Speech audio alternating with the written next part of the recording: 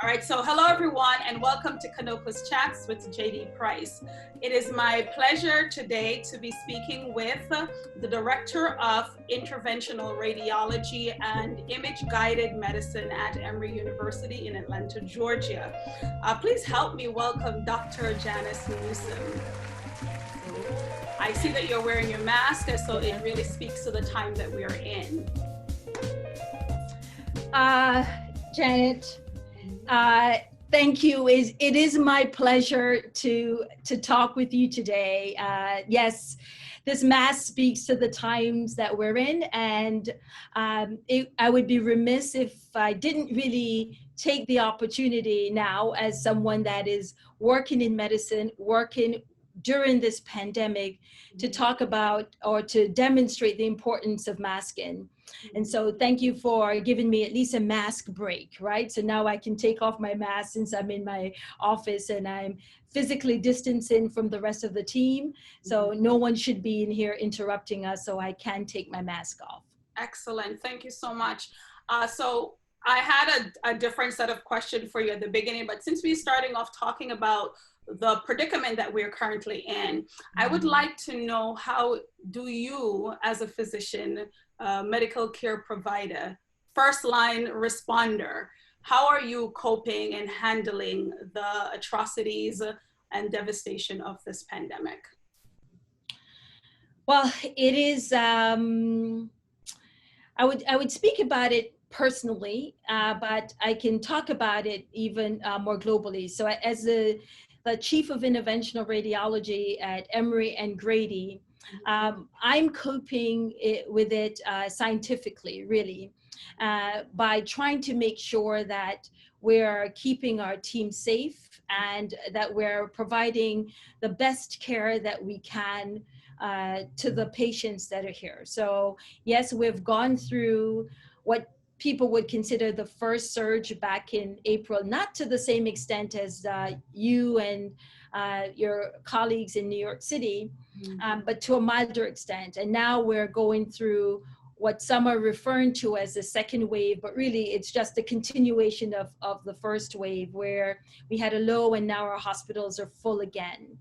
So I would say that, you know, we have gone through all the emotions, me personally, as a human being, not just as a physician, from probably all the stages of what one would consider a death and dying. Yes. And from, you know, anger and bargaining and, you know, but here we are at acceptance. Yes. Where we're learning how to live in this new world with the virus, figuring out how to keep ourselves safe, our loved ones safe, and take care of our patients, right? So I've heard people say all the time, "Oh, don't worry, Janice, it's not a sprint, it's a marathon." And I would say, boy, I'm glad I am not a runner, but I don't consider this a marathon, because if this were a marathon, I would have Janet and Joy on the side handing me something to drink, right? And then cheering me on, saying, "Run, Janice, run."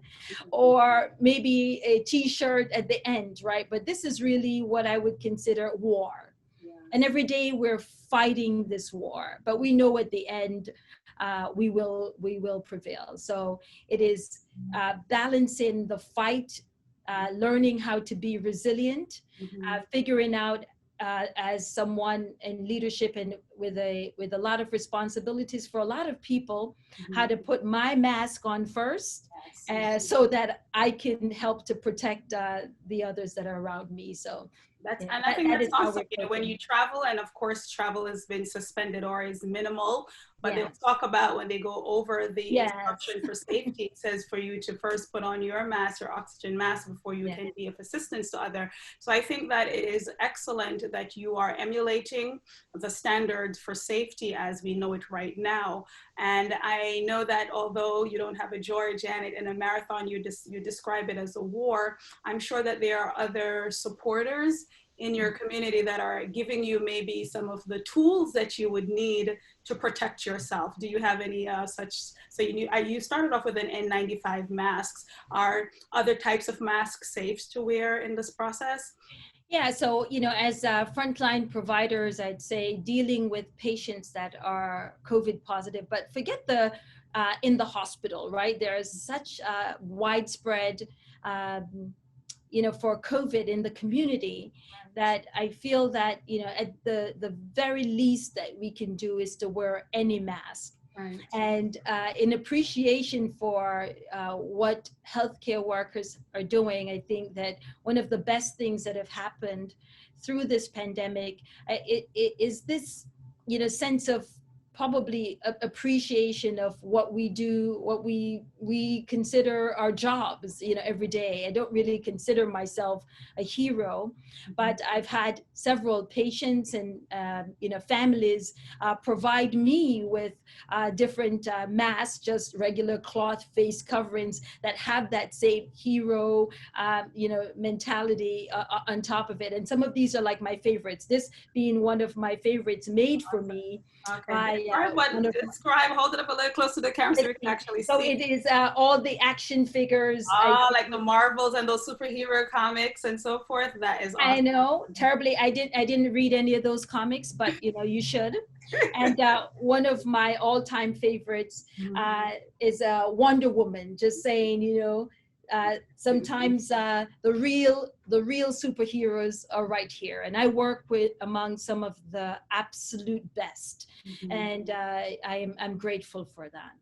I think that's wonderful, and it's great that you're able to share with others how the community and family and friends are helping to support you. And I think that can provide some type of mental stability, healing as you are going through the process and doing this daily. Now, you mentioned that you are the director for interventional radiology and guided imaging medicine. You are in charge of a team of people that help to provide this care to the community in Atlanta and so forth. Can you tell us a little bit about what is radiology and then interventional radiology? Yeah. So this is a growing field in medicine. I used to say that it's a young field, not so much a young field anymore. So interventional radiology is a specialty where we provide surgical services using X-ray guidance.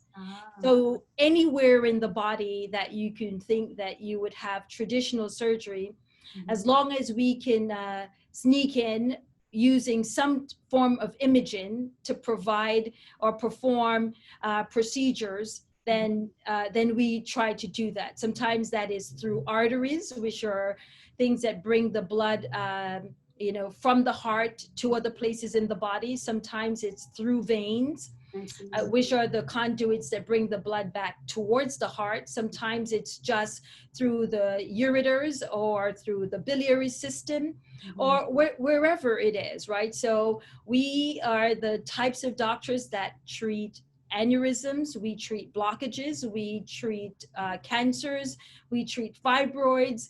We do minimally invasive procedures, and it's something that I believe in very deeply in, and I'm fortunate, as you say, to lead the team at Emory here in Atlanta, at all of our Emory hospitals, as well as Grady Hospital, to provide this specialized work. So in terms of radiology and interventional, it seems as you said, it's a growing industry, and the use of technology seemed to be a big part of this. So when you started out in your medical training, were you trained to use this technology to perform what it is you're doing now? Yeah. So interventional radiology specifically, like, has been around forever, right? But it was considered like a subspecialty of radiology. So a radiologist is a doctor that actually looks inside patients using imaging to diagnose things. And interventional radiology uses those same things, but goes one step further to treat diseases by looking inside patients. And our specialty used to be that you'd first have to be referred to a doctor like myself after seeing a primary care doctor. But Janet, a few years ago, we actually petitioned the American Board of Medical Specialists and say, what kind of doctors are these doctors anyway? Like, they use technology in such a different way in imaging to see inside patients, but they also perform procedures like surgeons, and they take care of the whole patients. They have their own clinics. They admit their own patients. They are considered thought leaders on the disease processes, like internal medicine doctors. Like, what do we call them? And so they created a separate specialty called interventional radiology. So we're no longer considered a subspecialization of radiology. And actually, only 2 years ago, we started to match people directly from medical school, so that you could say, I want to be an interventional radiologist from the very start. And yes, it's this embracing of technology. You're absolutely right, Janet. So in the name of my division, and image-guided medicine is all about innovation. Like, I don't think that there is a month that goes by that I'm not performing something for the first time, or using something else in a different way than I ever have used it before. So I know that the future of better medicine lies in this field, and in younger people, your son, my daughters, our children, being able to use all of their technology, from gaming at home, right? Being able to remotely do an operation with someone far away because our expertise are here, using robotics in figuring out how we treat people without destroying other areas that are not needed to be destroyed. So I consider myself the best thief that there is. The best criminal is how to sneak in and sneak back out without a trace. I think that's excellent.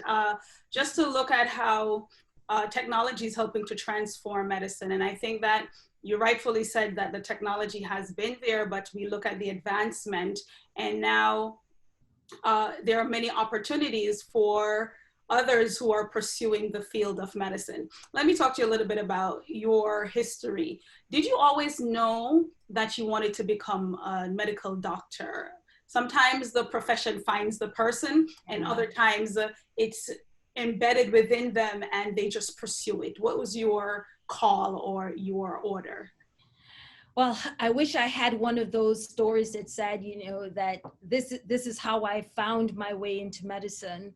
I feel that this is what I was born to do. I was born to do the job that I'm doing right now, but I didn't grow up recognizing this. I grew up in Jamaica, and if you know anything about the educational system in that country, I was forced at an early age, or I wouldn't say forced, I was exposed at an early age to sciences, and really just specialized in doing those sciences and excelled in doing the science subjects. When I migrated to the US, it was mostly all I knew how to do. I'm sure I could have been a great lawyer, at least that's what I'm told, or maybe a great seamstress, but I never was really exposed to that. My entry into medicine came from just the challenges, as I was going through high school. I thought when I came here from switching from one educational system to the next, that I was really far behind. Right. And I only knew for sure chemistry and biology, and so I absolutely scored really well into those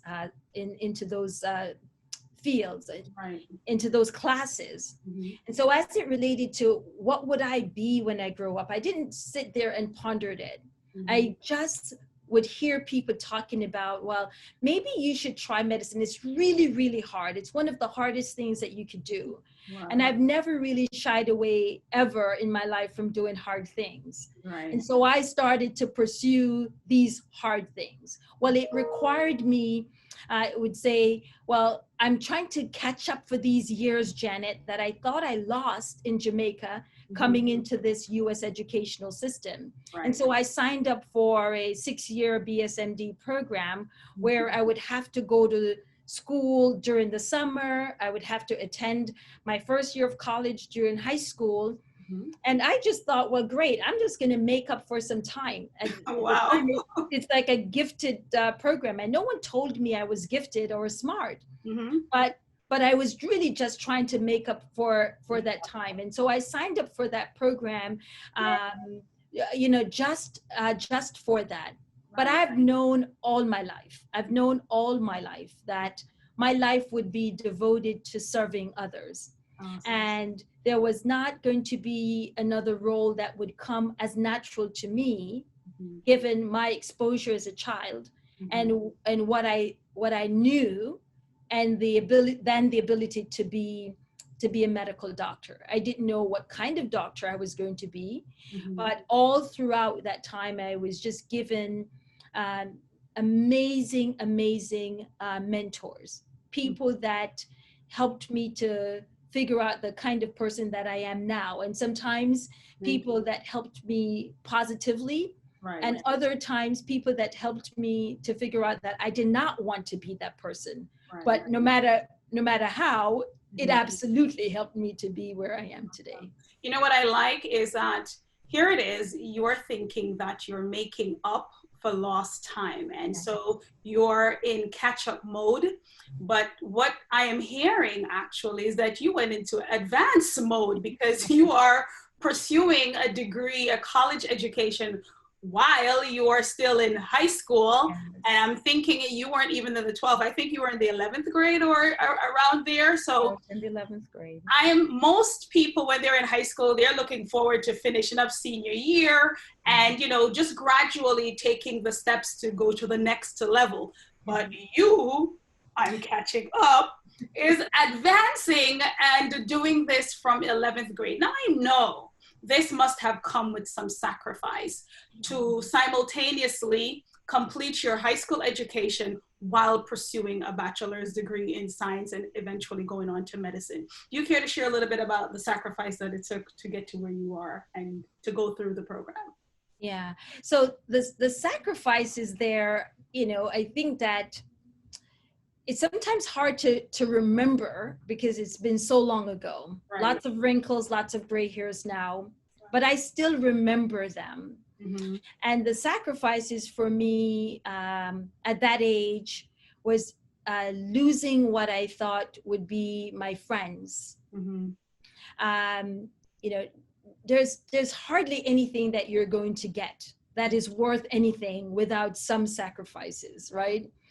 But over the years, I thought, well, geez, I wish I was able to enjoy a little bit more of that. Like I didn't get a chance to attend all of the other things that I thought that I saw all of my other friends doing. But I learned from an early age how to live through my friends, friends that I still have contact with today. But at the time that this was happening, going to school all year round, I didn't quite recognize the sacrifices. I would also say, Janet, and to your audience, is sometimes you don't miss what you don't have. Right. So I have learned how to work this way for years. I could say now, being in the position that I am in, those seem like such small sacrifices compared to the sacrifices that are still required. Right. So it is whatever it is that you have to do to get to where you are is what you still have to do to stay where you are. So bigger sacrifices actually happen, but also bigger rewards also happen. Awesome.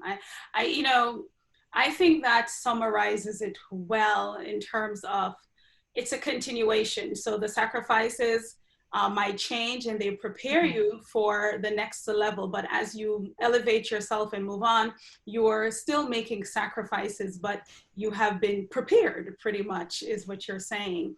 And, you know, I think about you being a woman and in a demanding field as this, having a family. I oftentimes ask my students, is it possible to do both? When we see women, even with the report now, COVID, they say mothers who are working at home are adding like 2 extra hours to their work day because they're caring for their children while still doing their job. What is it like for you as a woman working, balancing your personal life with your professional life? Can you achieve all? And from your perspective, you know, what are your thoughts on that? Yeah, you know, that's a great question, you know, because it's a continuation of another question. Mm-hmm. And, you know, when your sacrifice only involves you alone, right, that is very easy to do, right? So you are just sacrificing and you're feeling the effects of that. Right. But sometimes, especially as a mother, mm-hmm, and as a wife, mm-hmm, sometimes the sacrifices involves your family very directly. Right. But let me just say that I also consider the fact that I'm a woman, mm-hmm, one of my strengths. Okay. Awesome. So it's the other S. Okay. And so, yes, can you do both? Absolutely. Is it demanding? Mm-hmm. Yes, it is. Okay. But that is what we're made for. Mm-hmm. I would say to people that are listening to this and thinking about even, can I do a career in medicine? Yes. It is not something for, you can't just do it because you want the fame or the finances. Right. It is hard work. Mm-hmm. But with hard work comes great reward. Yes. And I would say that it is a privilege to be able to work on behalf of whatever organization, or on behalf, I would say, for me, I consider it my unseen boss. Yes. To take care of other human beings, mm-hmm, at times when they need you the most. Yes. Yes. Because the gift to be able to do that is amazing. Yes. And so I never now, for the years and years that I've been practicing medicine, I still don't take it for granted that I have been blessed and given a privilege to be able to take care of the most precious of resources. These are not flowers, these are not ingredients, right, these are human beings that I get the privilege of helping along their life's journey.